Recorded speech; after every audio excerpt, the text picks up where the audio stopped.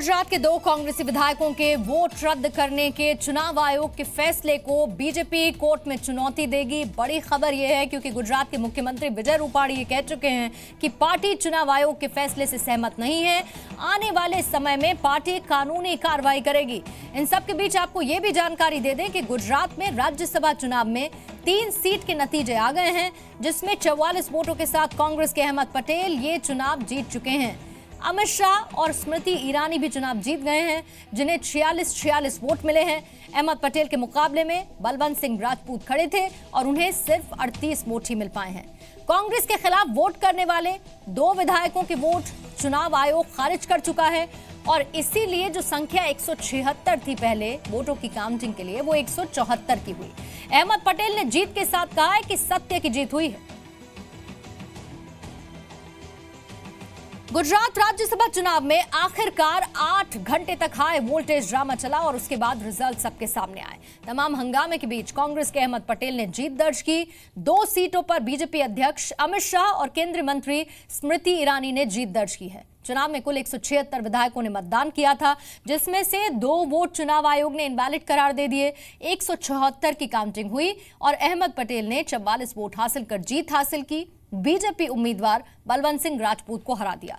BJP के राष्ट्रीय अध्यक्ष अमित शाह को 46 वोट मिले हैं, तो स्मृति ईरानी को भी 46 वोट मिले, जबकि बलवंत सिंह राजपूत, जिन्हें अहमद पटेल ने हराया, उन्हें महज 38 वोट ही मिले हैं। जीत के बाद अहमद पटेल ने पार्टी नेतृत्व का शुक्रिया अदा किया।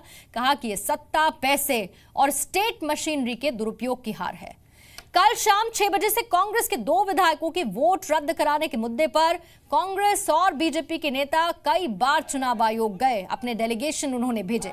कांग्रेस ने आरोप लगाया कि उनके 2 विधायक राघव जी पटेल और भोला भाई गोहिल ने क्रॉस वोटिंग की और अपना vote polling agent Shakti Singh Gohil को दिखा दिया।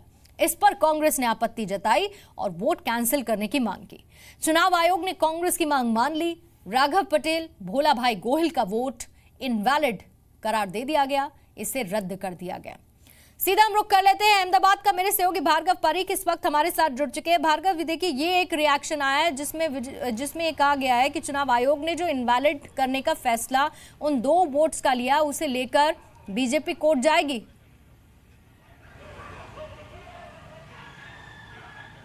बिल्कुल पूर्णिमा, ये कल रात मुख्यमंत्री विजय रूपाणी ने ये बात कही है। रूपाणी का ये दावा रहा था कि अगर 2 वोट रद्द नहीं होते तो अहमद पटेल हार जाते और बलवंत सिंह जीत जाते और वो इसी फैसले के, चुनाव आयोग के इसी फैसले को वो कोर्ट के अंदर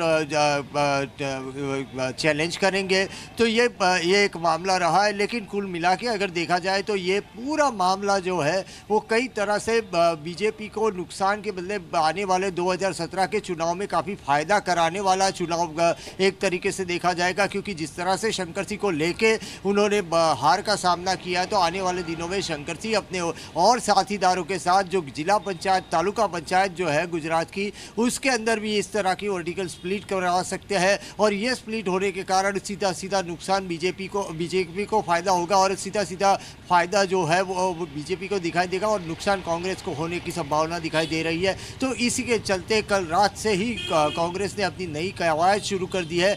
शंकर सिंह वाघेला के जितने भी समर्थक जिला पंचायत और तालुका पंचायत में है, उनके ऊपर नज़र रखना शुरू कर दिया है और उनकी गतिविधियों को ध्यान में रखना शुरू कर दिया है और इलेक्शन की स्ट्रेटेजी कल से ही नई बनाने का एक रणनीति भी तैयार करने की शुरुआत कर दी है पूर्णिमा। लेकिन इसके साथ ही ये जो पूरा 8 घंटे तक भार्गव हाई वोल्टेज ड्रामा चला, अगर उसका एक रैप अप हम देखें क्या कुछ रहा, उसे लेकर भार्गव आप डिटेल्स दीजिए, क्योंकि रात भर ये डेवलपमेंट होता रहा और जिस तरह से ड्रामा ये चल रहा था, पहले 2 वोट को लेकर चर्चा हुई, 3 डेलीगेशन पहुंचे, तीसरे को चुनाव आयोग ने वक्त नहीं दिया और उसके बाद 2 वोट्स को। क्या ये बीजेपी कह रही है कि जो वीडियो देखा गया, जिसके आधार पर चुनाव आयोग ने ये फैसला लिया कि 2 वोट रद्द किए जाए, पहले उसकी जांच होनी चाहिए थी, उसकी ऑथेंटिसिटी की जांच होनी चाहिए थी?